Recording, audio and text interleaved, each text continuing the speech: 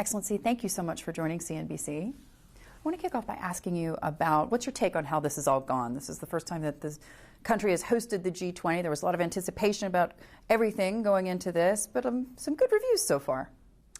I think we are very happy. The meetings went very well. The preparation went very well. Actually, it took us 2 years, so we had 2 years to prepare. We have had actually very constructive discussions, building the agenda together in consultation with the G20 members. There has been really, really tremendous cooperation between the members. The evidence was today and yesterday. I think the discussions were very, very helpful.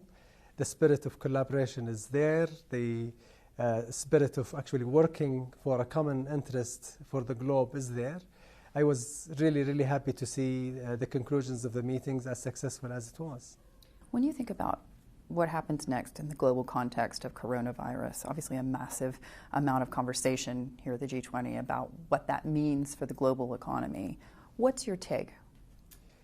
Obviously, it was discussed. I mean, we discussed it at length yesterday on the global outlook, economic outlook. It is an issue that we need to watch. It is an issue that we need to ensure that we are ready to intervene with the right policy positions and actions as needed.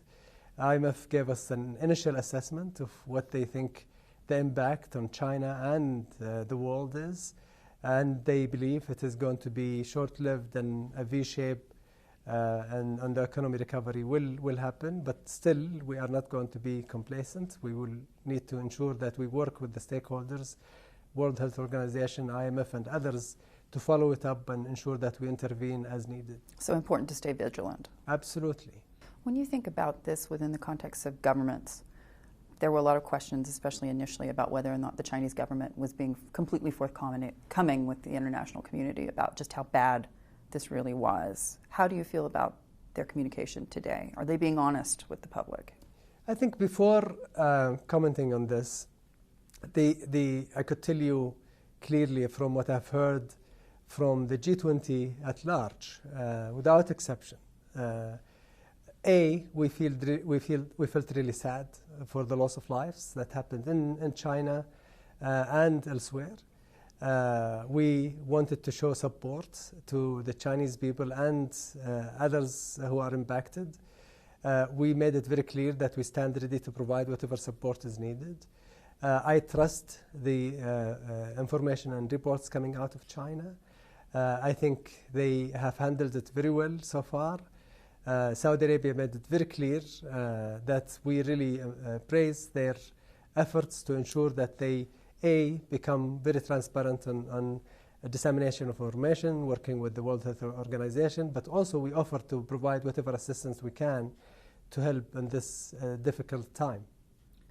When you think about what happens next in the region, there are vulnerable areas, whether they be refugee camps or even potentially countries like Iran. How worried are you about the spread of the coronavirus really impacting this region? Obviously, we need to watch it very carefully, particularly when it comes to developing countries that does not have the necessary resources to deal with this. I think both the World Health Organization and the United Nations made it clear that they stand ready to provide whatever support. At a G20 level, we will intervene as needed with the right action. Personally, I think from a Saudi perspective, we wanted to make sure that this is contained, that awareness is raised. Well, they've already closed the border between Iran and Iraq and Iran and Turkey. Do you see more of that? I think we need to watch what is happening. I think sometimes aggressive actions actually can drive negative impact more than the disease itself. So one will need to take measured action as needed. Obviously, we have seen the impact on tourism. We have seen the impact on logistics. But also, we wanted to make sure that we don't overreact, but we are not complacent.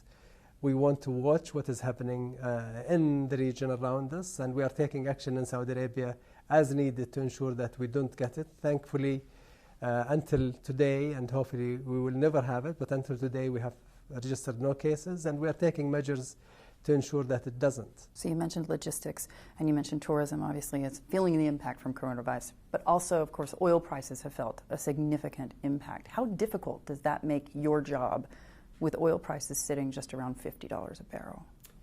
Obviously, when we spoke after the budget announcement in December, Saudi Arabia have actually decided to change the way we calculate our revenues, particularly the oil revenues. We took a very conservative approach when calculating it. So until now, I'm not really concerned. We are reasonably comfortable with the way we are assessing the oil markets. The oil minister made it very clear that the oil producing countries and OPEC Plus are going to discuss and under discussion at the moment to see whether they need to intervene, at what level, when. They are watching it, they are studying the impact. But from a Saudi, I could tell you from a Saudi finances, we are until now comfortable that the impact is not going to cause us too much stress. So do you guys need to make those extra cuts that have been in discussion on the Saudi side? Well, I think the cuts is a matter for oil market balance. We wanted to make sure that the market is balanced, that there is no oversupply, because oversupply means lower prices. Lower prices means no investment in energy, which then would cause a spike in a couple of years' time that the world does not need. We need a stable energy prices that then help the growth in the global arena. So the oil prices where they are today are not hurting your bottom line? That's right. Walk me through what happens next with regards to non-oil growth. Obviously, those numbers are up. But overall growth for the Saudi economy, the IMF has stated, has a bit lower. Where do you see the country headed over 2020, given the fact that we have coronavirus on the table today? The governor of Saudi Central Bank announced yesterday that the 2019 numbers are very positive, and he believes that 2020 will continue to grow, particularly the non-oil GDP. What we care about from our perspective, from the economic reform that we went through, is the non-oil GDP. It is the diversification of the economy. It is the new sectors that we are opening. We have seen actually very positive growth on these, and that growth is continuing. I believe throughout 2020 we will see actually very positive growth in tourism, and financial sector, and technology, and entertainment, and others. So the momentum is there. I think we have seen confidence in the private sector back. We have seen private sector growth is actually very positive. We ended up the third quarter that was announced a few weeks back with 4.3% on private sector growth. So that is actually the highest in 5 years, and the momentum is continuing. So I'm quite comfortable with 2020. I think we will even pick up more beyond 2020, but we need to be watchful. We need to make sure that we provide the right environment for investments, and we are doing a lot of structural reform. We ranked #1 in the World Bank ranking on ease of doing business as the most reforming country. We want that drive and that momentum to continue. Walk me through the sectors there that you see feeling the most impact in terms of the non-oil growth. We're talking about tourism specifically because that, of course, could feel an impact, frankly, from the coronavirus, whether we're talking about religious tourism or the move into more traditional forms of tourism that we've seen in Saudi in the last year. No, actually, tourism is new in Saudi Arabia. So we are starting from a very low base, and the growth, not only from abroad, but even internal tourism is actually picking up very, very healthy. So that will continue. We are seeing tourism from the region. We are attracting a lot of people from the region. That is going to continue. We are providing a lot better offering these days compared to what we had only a few years back. So that potential is going to continue. Technology, are investing in technology a lot, and we have a very young population, technology savvy, so the potential of growth is also there. We just opened our financial sector to fintech. Central Bank have just licensed the first fintech company only last month, and we are likely to see even more licenses issued either the end of this month or beginning of next month.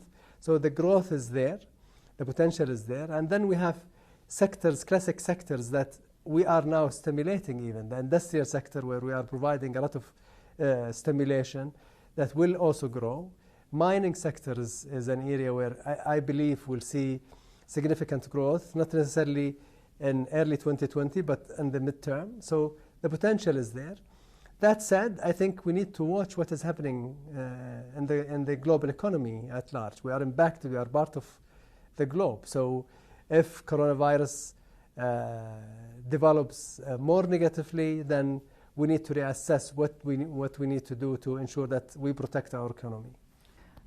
The region, of course, quite vulnerable to external shocks. I had the chance to catch up with the Jordanian minister yesterday, asking him about the IMF package for that country. Of course, we were sitting together not too long ago, just over a year, I think, in London, talking about the future of Jordan and the importance of international aid to that country. Right now, they are working with the IMF, as you know. Saudi Arabia is committed as well. Has that money been sent to Jordan at this point? Have you guys already supported them financially within the context of that London conference? We did and continue to. We have annual transfers that we committed for 5 years, so that is continuing. We have deposits with their central bank that we have extended, and we committed to work with the IMF and Jordan. Jordan is very important. Jordan is a very strong ally of Saudi Arabia, and we wanted to make sure that we help Jordan, we help the Jordanian reach their potential. I think Jordan has a great potential in terms of developing their country. They have young talents, very well educated, and we wanted to see them actually bring about the right reforms to reach their potential. The IMF, of course, also talking to Lebanon. Were that country to get an IMF bailout package underway, would Saudi Arabia commit to helping Lebanon as well?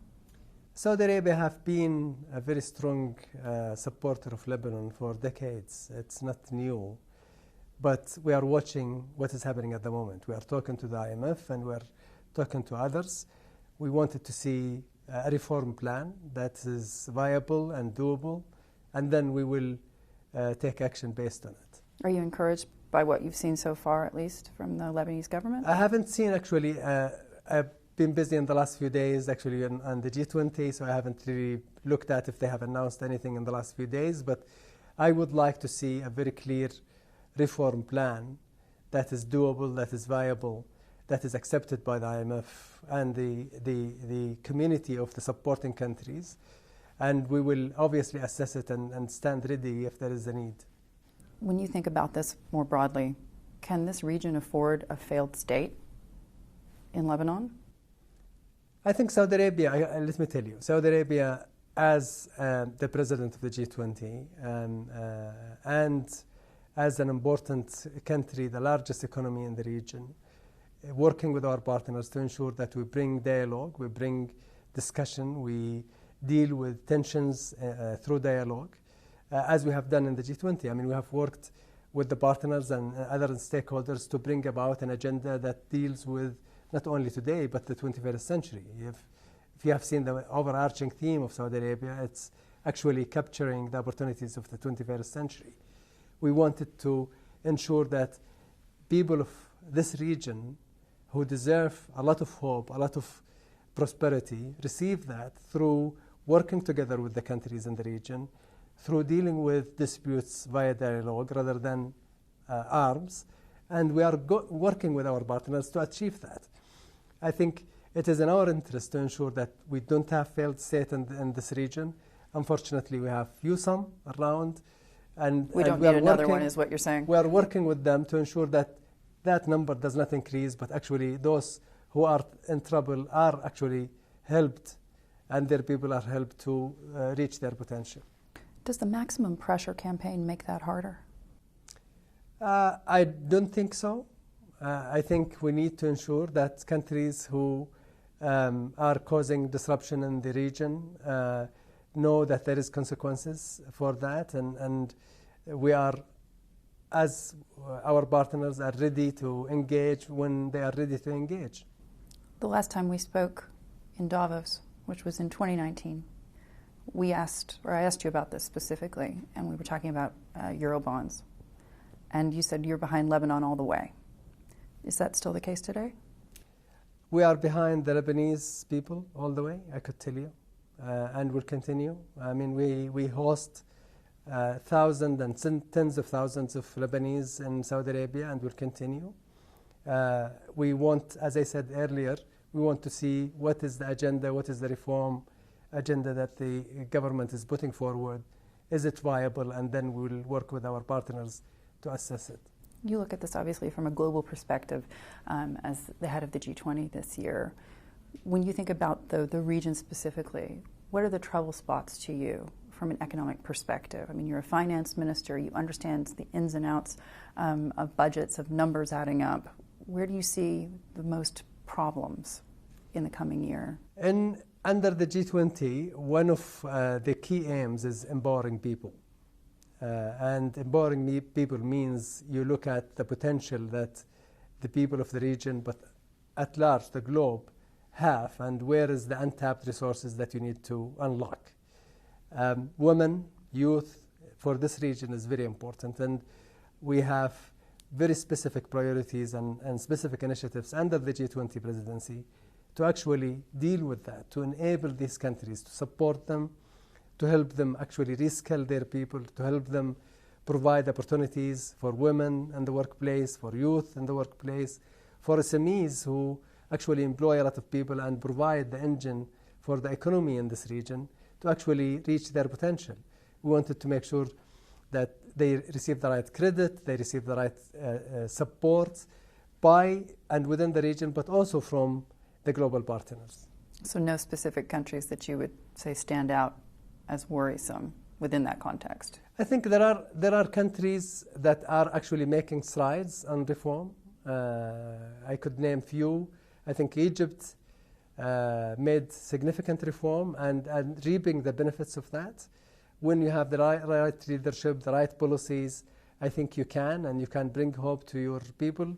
Saudi Arabia have started a few years back, and we are actually now realizing a lot of these benefits and opportunities. We are seeing very good growth on the non-oil GDP. We are seeing actually people more enthusiastic. People are more serious about work and being productive. Couple of other countries, Bahrain, we have seen a lot of reform and it is successful. So when there is a will, there is always a way to ensure that you get the support of your friends and partners, not only from the region but around the world, because what happens in the region impacts the whole world, and that is very well known, and this is why we have a lot of interest from our friends in Europe and other places to ensure that we bring stability, we bring dialogue into the region. Excellency, thank you for joining CNBC. Thank you very much.